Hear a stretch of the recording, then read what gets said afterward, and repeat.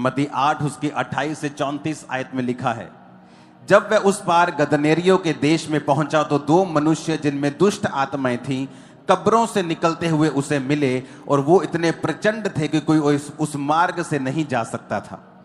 उन्होंने चिल्लाकर कहा, हे प्रभु के पुत्र, परमेश्वर के पुत्र, हमारा तुझसे क्या काम? क्या तू समय से पहले हमें दुख देने आया है? उनसे कुछ दूर बहुत से सूरों का एक झुंड चल रहा था। दुष्ट आत्मा ने उससे विनती की, यदि तू हमें निकालता है तो सूरों के झुंड में भेज दे।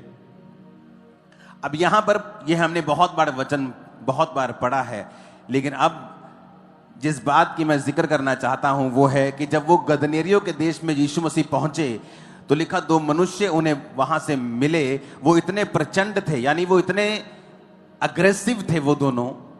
वचन में लिखा है कि उनको संगलों से, लोहे के संगलों से बांधा जाता था, वो संगल तोड़ देते थे, अपने आप को पत्थरों से घायल करते थे। वो इलाका उन्होंने पूरा आतंक से भरा हुआ था, कोई उस मार्ग से जा नहीं सकता था, चाहे वो मार्ग शॉर्टकट क्यों ना हो, चाहे वो व्यापारियों का मार्ग क्यों ना हो। कि अगर मुझे किराए पे एक ऑटो को फगवाड़ा भेजना है तो मुझे 700 रुपया किराया लगता है, लेकिन अगर रास्ता बंद कर दिया, जब मुझे घूम के जाना पड़े तो वही किराया फिर 1700 लगता है। तो जब शैतान आपकी लाइफ में या किसी की लाइफ में काम करता है तो वो सिर्फ उस व्यक्ति को नुकसान नहीं करता, उसके साथ साथ उस इलाके को भी नुकसान करता है, उन लोगों को भी नुकसान करता है। जब शैतान एक व्यक्ति की लाइफ में काम करता है, वो सिर्फ उसी की लाइफ में काम नहीं कर रहा, उसके परिवार की जाके हालत देखो क्या है, उसके रिश्तेदारों की भी हालत देखो, परिवार की हालत देखो, पत्नी की हालत देखो, पति की हालत देखो। आप देखो, जिसकी लाइफ में शैतान काम कर रहा है सिर्फ उसी की लाइफ में नुकसान नहीं हो रहा, उसके परिवार की लाइफ में भी फाइनेंशियल नुकसान हो रहा है, शांति का नुकसान हो रहा है।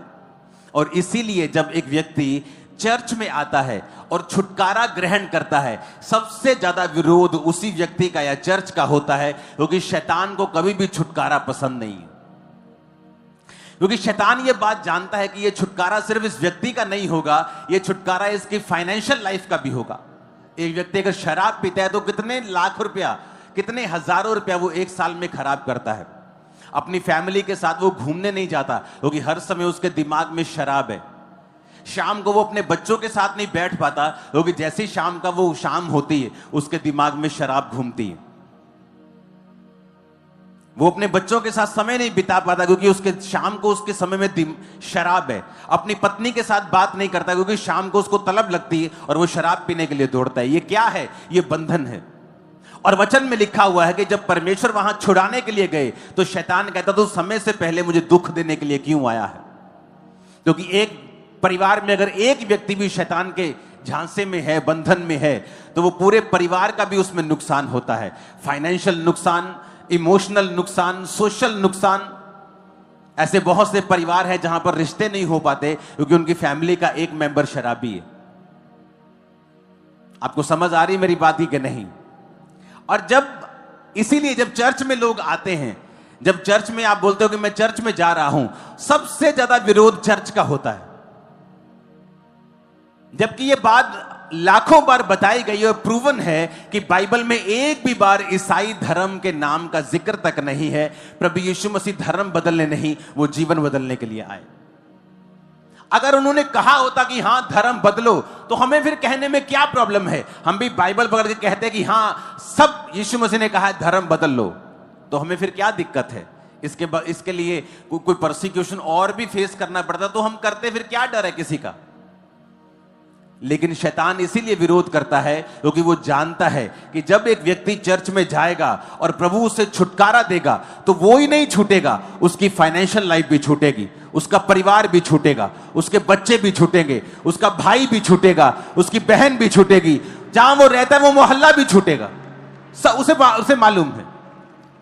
इसलिए जब आप शराब खाने में जाएंगे कोई आपका विरोध नहीं करेगा। आपकी फैमिली एक दो बार बोलेगी बेटा शराब मत पिया कर, एक दो बार बाप मार देगा, एक बार बड़ा भाई कुछ कह देगा। वैश्याओं के पास जाओगे तो आप कूल लगते हैं आजकल कि मेरा बेटा तो बड़ा जी फनी है जी, मेरा बेटा तो बड़ा जी ये तो बड़ा मस्खरी खोर है जी। वो नशा करता है तो कोई प्रॉब्लम नहीं है, वैश्याओं के पास लोग जाते हैं, कोई प्रॉब्लम नहीं है। लेकिन चर्च में ऐसा क्या है? आप कहीं और चले जाएं, लोगों को प्रॉब्लम नहीं, लेकिन चर्च जाने में ही प्रॉब्लम क्यों है? क्योंकि शैतान को मालूम है कि उसको दुख देने के लिए सिर्फ प्रभु यीशु मसीह दे सकते हैं, उसको निकाल सिर्फ प्रभु यीशु मसीह सकते हैं, छुटकारा सिर्फ प्रभु यीशु मसीह। उसको मालूम है ये बात। वचन कहता है कोई उस मार्ग से नहीं जा सकता था, उस रास्ते से कोई नहीं जा सकता था। व्यापारी उस रास्ते से नहीं जा सकते थे, लोग उस रास्ते से नहीं जा सकते थे।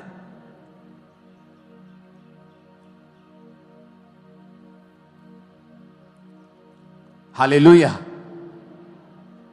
अगर दुबई जाना है तो 3 घंटे लगते हैं, लेकिन अब पाकिस्तान ने अपना एयर स्पेस बंद कर दिया और अब घूम के जाना पड़ेगा तो 5 घंटे लगते हैं। उसी तरह यह व्यक्ति जहां रहता था दुष्ट आत्मा वाला, तो लोग उस सीधे रास्ते से जा नहीं सकते थे, घूम के जाना पड़ता था। जब रास्ता बंद हो जाता है, या किसी इंसान की वजह से या यहां पर दुष्ट आत्मा की वजह से, कारण अलग अलग हो सकते हैं, लेकिन जब रास्ता बंद होता है तो लोगों को एक्स्ट्रा पे करना पड़ता है। अब टिकट के लिए एक्स्ट्रा पे करना पड़ेगा, लंबा रास्ता निकलना पड़ेगा। उसी तरह से हो सकता है कि साथ में गांव में किसी ने जाना, व्यापार करना हो, लेकिन ये व्यक्तियों के कारण आम लोग भी दुखी थे। और इसीलिए जब व्यक्ति चर्च में आता है, जब एक व्यक्ति यीशु मसीह को ग्रहण करता है, तो लोग उसका विरोध करते हैं, उनके खिलाफ अलग अलग कानून बनाए जाते हैं। क्यों? क्योंकि शैतान सिर्फ चर्च में आकर ही निकलता है और उसकी छुटकारा जो है वो चर्च में आकर होता है, क्योंकि यीशु मसीह ने उस छुटकारे के लिए मूल्य को अदा किया है। इसलिए वचन कहता है जो काठ पर लटकाया जाता है वो श्रापित है, वो तुम्हारे लिए बांधा गया कि तुम्हें शैतान के बंधनों से आजाद कर सके। और वचन कहता है परमेश्वर ने शैतान पर फतह पाकर जब जी उठा, मौत पर फतह पाई, शैतान पर फतह पाई, मुर्दों में से जी उठा। और आज जब तुम परमेश्वर को ग्रहण करते हो, तुम भी शैतान के ऊपर फतह प्राप्त करते हो। इसलिए प्रभु यीशु मसीह ने कहा था, मैं तुम्हें सामर्थ पर, उनकी बिच्छुओं की, सांपों की सारी सामर्थ पर अधिकार देता हूं, किसी वस्तु से तुम्हें कुछ भी हानि नहीं होगी। जो परम प्रधान के छाए हुए स्थान में बैठा रहेगा वो सर्वशक्तिमान की छाया में ठिकाना पाएगा। और तू सांप अजगर को क्या करेगा? लताड़ेगा, सिंह को लताड़ेगा, अजगर को लताड़ेगा। शैतान के ऊपर परमेश्वर ने आपको अधिकार दिया है। और इसीलिए जब अब एक व्यक्ति चर्च में आता है उसका विरोध होता है, क्योंकि शैतान को पता है अगर ये छूटा इसका परिवार भी छूटेगा, इसका फाइनेंस भी छूटेगा, इसका मोहल्ला भी छूट जाएगा, इसके लोग भी छूट जाएंगे, इसके बच्चे भी छूट जाएंगे, पत्नी छूट जाएगी, पति छूट जाएगा, उसको सब पता है, इसलिए वो विरोध करता है। इसलिए तो परमेश्वर ने कहा था जब तुम्हारा विरोध हो डरना मत, अपना काम करते रहना, डरना मत। जब आप डरेंगे नहीं, आप भी छुटकारा पाएंगे, आपका परिवार भी छुटकारा पाएगा। मेरे परिवार में जिन लोगों ने मुझे डराया और जिन लोगों ने मुझसे बात नहीं की कि तू परमेश्वर में चला गया, क्रिश्चियन बन गया, आज वही लोग उस छुटकारे का आनंद ले रहे हैं। अगर वो आज परमेश्वर में ना होते तो मैं आपको गारंटी देता हूं दुखी होते और हद के बीमार होते। क्योंकि आज वो खुद भी परमेश्वर में हैं, तो प्रभु उनको साथ साथ चंगा करता है, उन्हें भी आजाद करता है, उन्हें भी छूता है।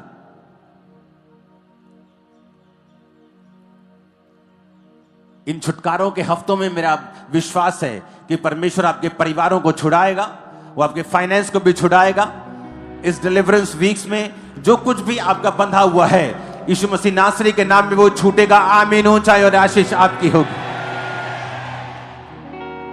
हालेलुया। करना क्या है? आपको जीसस क्राइस्ट पे बिलीव करना है। जो कुछ परमेश्वर का वचन कहता है आपको उसे फॉलो करना है। आपको ये याद रखना है कि परमेश्वर ने अपने वचन को मुझे दिया है, मुझे उस वचन को पढ़ना है रोज, परमेश्वर के साथ एक समय को बिताना है रोज, और अपने छुटकारे को परमेश्वर से लेना है। आप छूटे, आपका परिवार भी छूटेगा, फाइनेंस भी छूटेगा। जब परमेश्वर ने इन लोगों को आजाद किया तो वो मार्ग भी आजाद हुआ, साथ में लोग भी आजाद हुए, साथ में उनके परिवार भी आजाद हुए, बहुत चीजें आजाद हुई। मल्टीपल डिलीवरेंस आपके परिवारों में, आपकी लाइफ में आता हुआ देख रहा हूं। आमीन। जितना ऊंचा ये ब्लेसिंग उतनी बड़ी है चर्च। Hallelujah, hallelujah. आपको यीशु मसीह के साथ अपने संबंधों को कायम करना है। इस बारे में मैं अब आपको टीचिंग दूंगा कि कैसे बाइबल के वचनों को आप अपने लिए जीवित कर सकते हो।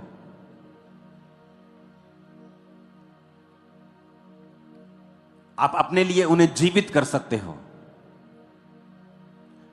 परमेश्वर ने वचन में लिखा है कि उसके कोड़े खाने से तुम चंगे हो चुके हो, लेकिन फिर भी क्रिश्चियन लोग बीमार रहते हैं, हां या ना?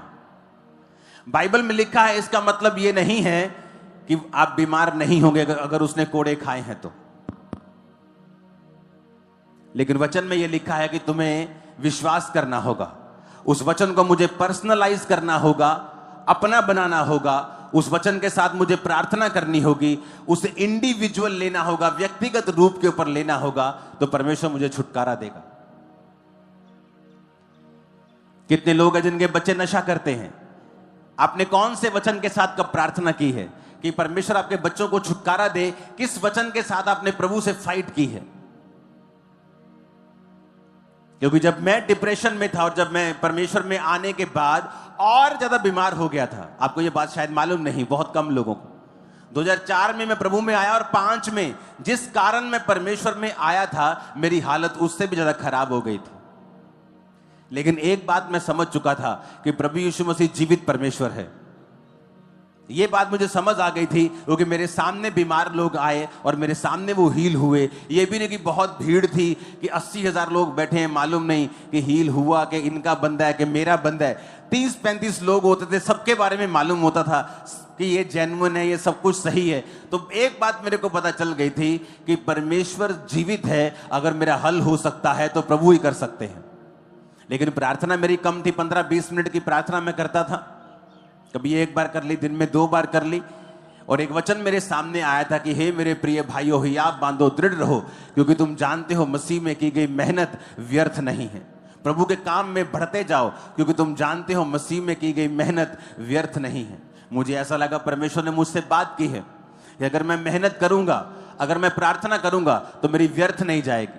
मैं मसीह में बहुत कुछ करके आया हूं, सब जगहें घूम के आया हूं, लेकिन मेरी मेहनत काम नहीं आई। लेकिन वचन ये कह रहा है, परमेश्वर कह रहा है कि मेरी मेहनत व्यर्थ नहीं जाएगी। उस बात ने मुझे अंदर से जगा दिया और मैंने 40 फास्टिंग करनी स्टार्ट कर दी। 40 रोजे खत्म होते थे, दूसरे खत्म, तीसरे, एक साल में 5-5 बार 40 रोजे रखे। और परमेश्वर ने उसी 2005 में उस डिप्रेशन से मुझे सदा के लिए आजाद कर दिया था। आज 20 साल हो चुके हैं आजाद हुए, और सुसाइड करने तक पहुंच गया था, लेकिन परमेश्वर के वचन ने मुझे संभाला। क्योंकि जब आप वचन पढ़ेंगे, एक ना एक दिन कोई ना कोई वचन आपके दिल में घर कर जाएगा।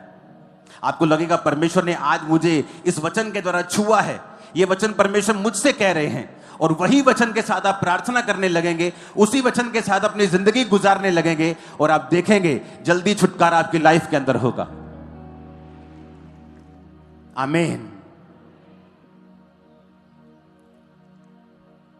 वो मार्ग भी छूटा, वो आदमी भी छूटा, उसका परिवार भी छूटा, उसका फाइनेंस भी छूटा, सब कुछ छूट गया। और छुड़ाया किसने? यीशु मसीह ने।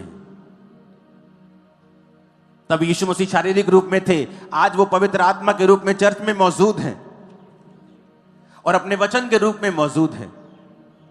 आज आप यीशु मसीह को फॉलो कर सकते हो, उससे बात कर सकते हो, अगर आप रोज बाइबल के साथ अपने समय को बिताओ और मौका दो। बाइबल को टोटके की तरह इस्तेमाल मत करो, बाइबल को रोज पढ़ो, क्योंकि मेरी प्रॉब्लम अलग थी, आपकी अलग है। तो पता नहीं कौन सा वचन, जब आप बाइबल को रोज पढ़ेंगे, इसलिए कि आप परमेश्वर के साथ समय बिताना चाहते हैं और आप स्पिरिचुअल लाइफ को फॉलो करना चाहते हैं। आप देखना चाहते हैं कि बाइबल में क्या लिखा है, आपकी लाइफ में क्या कमी है, आप क्या करें। आपको बाइबल इसलिए पढ़नी है, और जब आप बाइबल पढ़ना स्टार्ट करते हैं, परमेश्वर आपके दिल से वचन के जरिए बात करता है। कोई ना कोई वचन ऐसा आएगा जो आपको छू देगा, और उसी वचन से आप प्रार्थना करना शुरू कर देंगे, फाइट करना शुरू कर देंगे, और वही छुटकारे का कारण हो जाएगा। और याद रखो, छुटकारा जरूरी है। मेरे परिवार में कुछ साल्वेशन तब हुई है जब मेरा छुटकारा हुआ है। उन्होंने मुझे देखा है कि अगर परमेश्वर इसको छू सकता है, इसे बदल सकता है, इसे सुधार सकता है, इसे ऊंचा कर सकता है, तो वो कुछ भी कर सकता है। ये मौका दे बाइबल को कि आप इसे रोज पढ़ें, कोई ना कोई वचन आपके दिल को छुए, वो आपके लिए रेमा वचन बन जाए। ऐसा वचन जो परमेश्वर ने खास आपसे कहा है, उसके अनुसार फिर अपने जीवन को आप बिताएं, उसके अनुसार प्रार्थना करें और छुटकारा आपकी लाइफ के अंदर प्रवेश करे और लाइफ फिर कभी भी सेम ना होगी। आमीन ऊंचे वाला चाहिए चर्च। मैंने कहा आमीन ऊंचे वाला चाहिए चर्च।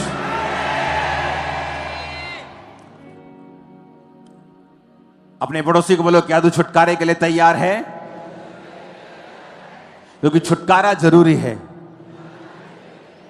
तो रोज बाइबल को पढ़, प्रार्थना कर और यीशु मसीह को फॉलो कर, और तू और तेरा घराना छुटकारे को पाएंगे।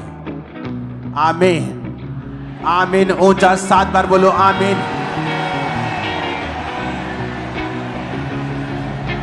परमेश्वर के वचनों को सुनने के लिए हमारे चैनल को सब्सक्राइब कीजिए और हमारी लेटेस्ट वीडियो सबसे पहले देखने के लिए बेल आइकन को प्रेस कीजिए।